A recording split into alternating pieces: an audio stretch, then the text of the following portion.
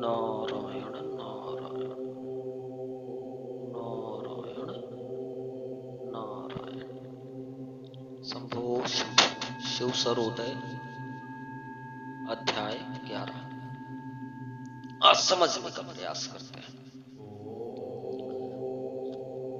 तो पहला श्लोक कहता है, स्वर्ज्ञानी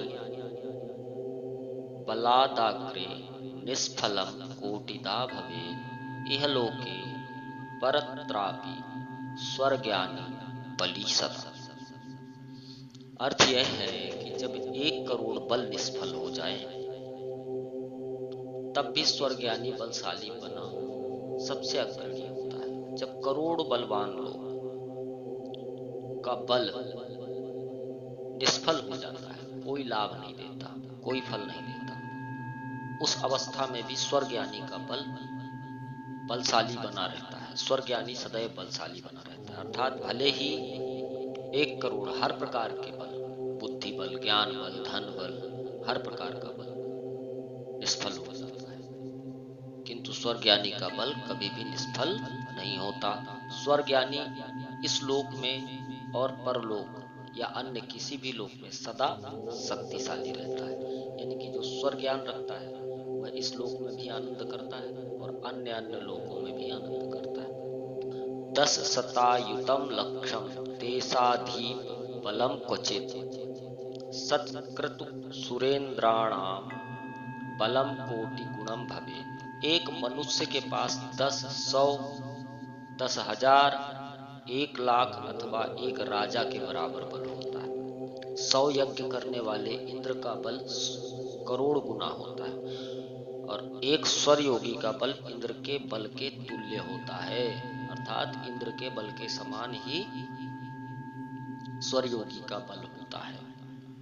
श्री देवी उवाच, माँ भगवती पराम्बा कहती हैं, परस्परम मनुष्याणाम युद्धे प्रोक्तो जयस्त्वया यम युद्धे समुत्पन्ने मनुष्याणाम कथम जया। भगवती ने भगवान से पूछा कि हे प्रभु, आपने यह तो बता दिया कि मनुष्यों के पारस्परिक युद्ध में एक योद्धा की विजय कैसे होती है, लेकिन यदि यम के साथ युद्ध हो मनुष्यों की विजय तब कैसे होगी। ईश्वरोवाच, ध्याये देवं स्थिरो जीवं जुहुया जीव संगमे इष्टसि धीर्भवति वेत्ता स्या महालाभो जयस्तथा। भगवान ने कहा, हे देवी, जो व्यक्ति एकाग्रचित्त होकर तीनों नाड़ियों के संगम स्थल आज्ञा चक्र पर ध्यान करता है उसे सभी अभीष्ट सिद्धियां प्राप्त हो जाती हैं, महालाभ होता है, अर्थात ईश्वरत्व की प्राप्ति हो जाती है और सर्वत्र सफलता मिलती है। निराकारत समुत्पन्नम शकारम सकलम जगत तत्साकारम निराकारम ज्ञाने भवति तत्क्षणात्। यह संपूर्ण दृश्य साकार जगत निराकार सत्ता से उत्पन्न है। जो व्यक्ति साकार जगत से ऊपर उठ जाता है, अर्थात भौतिक चेतना से ऊपर उठकर सर्वभौमिक चेतना को प्राप्त कर लेता है, तभी उसे पूर्णत्व प्राप्त हो जाता है।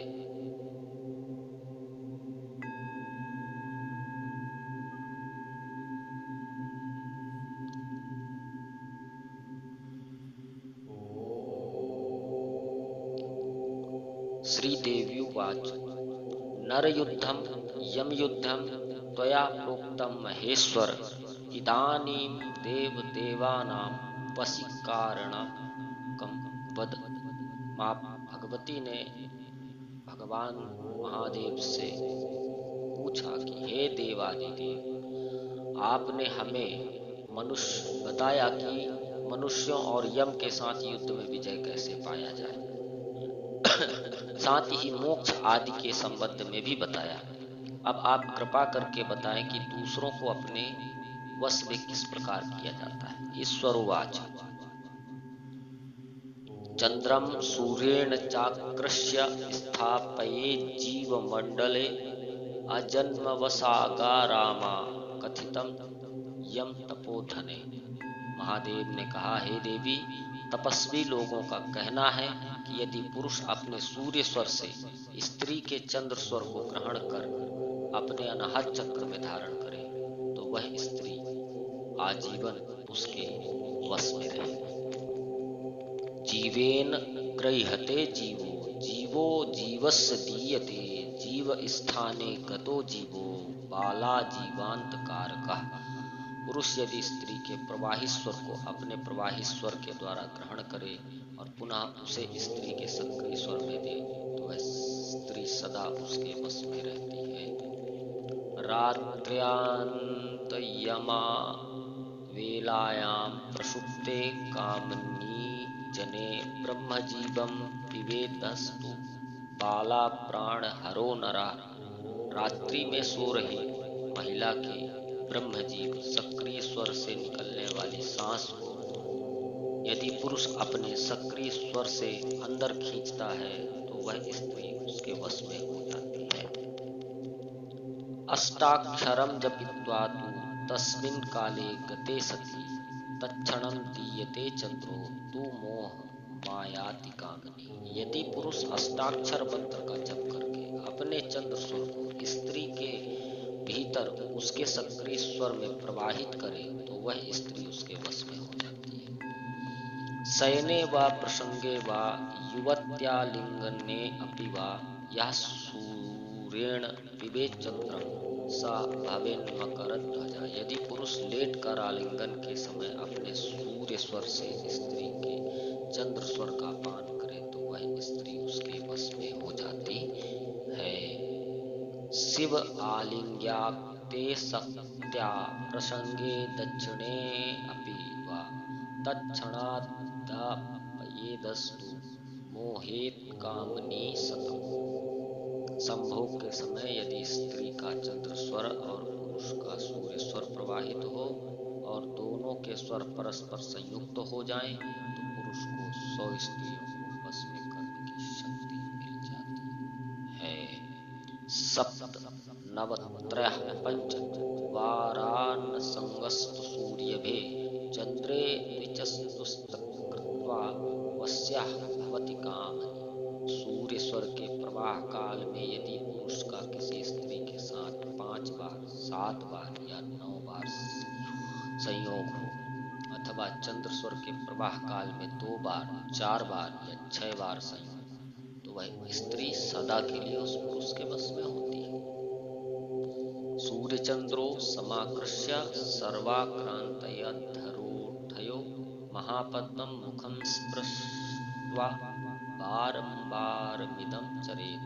पुरुष के सूर्य स्वर तथा चंद्र स्वर सम हो तो उस समय पुरुष को अपनी सांस अंदर खींचकर अपना पूरा ध्यान स्त्री के निचले होठ पर केंद्रित करना चाहिए और जैसे ही सूर्य स्वर प्रधान हो स्त्री के चेहरे को बार बार स्पर्श करना चाहिए।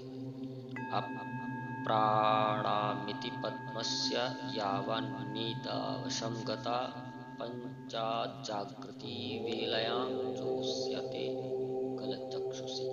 जब स्त्री गहरी निद्रा में सो रही हो उस समय पुरुष उसके बार बार उसके जगने तक चुंबन करना चाहिए। उसके बाद उसके नेत्रों और गर्दन का चुंबन करना चाहिए। अनेन विधिना कामी वस्येत सर्वकामिनी इदं च वाच्यमस्मिन् नित्यज्ञा परमेश्वरी। हे पार्वती, इस प्रकार प्रेमी समस्त कामनियों को अपने वश में कर सकता है। स्त्रियों को वश में करने का अन्य कोई उपाय नहीं है। ऋतुस्नाता रता नारी पंचमे अग्नि यथा भवेत् सूर्य चंद्रमा शोर्योगे सेवानात् पुत्र संभवा। रजस्वला होने के 5वें दिन यदि स्त्री का चंद्र स्वर प्रवाहित हो और पुरुष का सूर्य स्वर प्रवाहित हो तो समागम करने से पुत्र उत्पन्न होता है। शंखवल्लीम गवाम दुग्धे पृथव्यापो वहते यदा भर्तरैव वदेद्वाक्ये दर्पते ही त्रिभिर्वर्चा। स्त्री गाय के दूध के साथ शंखवल्ली एक प्रकार की बूटी है का सेवन करके प्रवाहित स्वर में पृथ्वी तत्व या जल तत्व का प्रवाह होने पर अपने पति से 3 बार पुत्र के लिए प्रार्थना करनी चाहिए। ऋतु स्नाता विवेक ऋतुदानम तु योजयेत् रूप लावण्य संपन्नो नरसिंहम प्रसूयते। ऋतु स्नान के समय यदि स्त्री उपयुक्त पेय का सेवन करे और रजो समाप्ति के दिन रजस्वला होने के 5वें दिन पति के साथ समागम करने पर गर्भ धारण होता है तथा वह नरसिंह के समान पुत्र को जन्म देती है। सुषुम्ना सूर्यवाहेना ऋतुदानम तु योजयेत् अंगिनः मानस जायेत्र विग्रह। ऋतु स्नान के 5वें दिन यदि स्त्री का सुषुम्ना स्वर प्रवाहित हो, पुरुष के सूर्य स्वर का प्रवाह हो, ऐसे समय में किए गए समागम के परिणाम स्वरूप गर्भधान में से अंगहीन और कुरूप पुत्र उत्पन्न होगा। विस्मांके दिवारात्रो विस्मांके दिनाधिपा चंद्रे नेत्राग्नि तत्वेषु वंध्या पुत्रमानुयात्। ऋतु स्नान के बाद विषम स्थितियों को दिन अथवा रात्रि में जब पुरुष का सूर्य स्वर और स्त्री का चंद्र स्वर प्रवाहित हो तो दोनों का समागम होने पर वंध्या स्त्री को भी पुत्र की प्राप्ति होती है। ऋत्वारंभेरभिः पुंसा स्त्रीणां च सुधाकरः उभयो संगमे प्राप्तो वन्ध्यः पुत्रमाप्नुयात्। ऋतु के आरंभ में स्त्री का चंद्र स्वर प्रवाहित हो और पुरुष का सूर्य स्वर प्रवाहित हो, ऐसे समय में सहवास करने से वंध्या स्त्री को भी पुत्र पैदा हो जाता है। ऋत्वारंभेरभिः पुंसा सुक्रांते च सुधाकरः अनेन क्रमायोगेन नादत्ते कामनी जनः। ऋतु के आरंभ में सहवास के समय पुरुष का सूर्य स्वर प्रवाहित हो रहा हो और स्खलन के समय अचानक चंद्र स्वर प्रारंभ हो जाए तो गर्भधारण हो सकता। चंद्रनाणी यदा प्रश्ने गर्भे कन्या तथा भवेत् सूर्यो भवेत् तदा पुत्रो द्वागर्भो विहन्यते। यदि गर्भ के संबंध में कोई प्रश्न करे और स्वरयोगी उत्तर देने वाले का उस समय यदि चंद्र स्वर प्रवाहित हो तो गर्भ संतान कन्या, और यदि सूर्य स्वर प्रवाहित हो तो पुत्र होता है, किंतु यदि सुषुम्ना प्रवाहित हो तो गर्भपात समझना चाहिए। पृथिव्यां पुत्री जले पुत्रा कन्यका तु प्रभंजने तेजसी गर्भपाता स्नाभ्यासपि नपुंसका। यदि प्रश्न के समय स्वर में पृथ्वी या वायु तत्व प्रवाहित हो तो गर्भस्थ संतान कन्या, जल तत्व प्रवाहित हो तो पुत्र, अग्नि तत्व का प्रवाह काल होने पर गर्भपात और आकाश तत्व का प्रवाह काल होने पर नपुंसक संतान उत्पन्न होने का योग समझा जाए। चंद्रे स्थित स्त्री पुरुषो सूर्ये मध्य मार्गे नपुंसका गर्भप्रश्ने यदा दूतः पूर्णे पुत्र प्रजायते। प्रश्न काल में चंद्र स्वर का प्रवाह हो तो लड़की होने की, सूर्य स्वर का प्रवाह हो तो लड़का होने की, और यदि सुषुम्ना स्वर प्रवाहित हो तो नपुंसक संतान की उत्पत्ति समझनी चाहिए। उस समय यदि प्रश्नकर्ता का स्वर पूर्ण रूप से प्रवाहित हो तो पुत्र पैदा होने की भविष्यवाणी करनी चाहिए।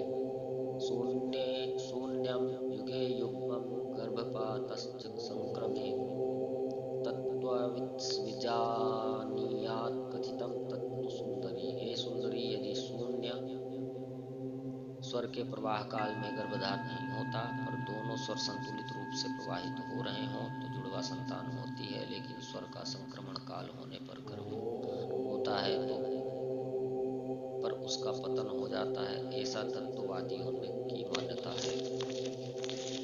गर्भधान मरुत्ते स्याच्च दुखी दिक्षु ख्यातो वरुणे सौख्य युक्तः गर्भस्त्रवः स्वल्प जीवश्च वहनो भोगी भव्य पार्थिवेनार्थयुक्तः।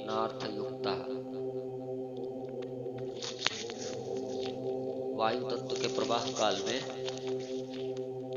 वे गर्भधान के परिणाम स्वरूप उत्पन्न संतान दीनहीन और अभागी होती है। जल तत्व के प्रवाह काल में गर्भधान से उत्पन्न संतान सुखी और गौरवशाली होती है। अग्नि तत्व में गर्भधान ठहरता नहीं, यदि ठहर गया तो इस प्रकार उत्पन्न संतान अल्पायु होती है। पर पृथ्वी तत्व के प्रवाह काल में गर्भधान के परिणाम स्वरूप उत्पन्न संतान धन धान्य से युक्त आनंद का उपभोग करने वाली होती है।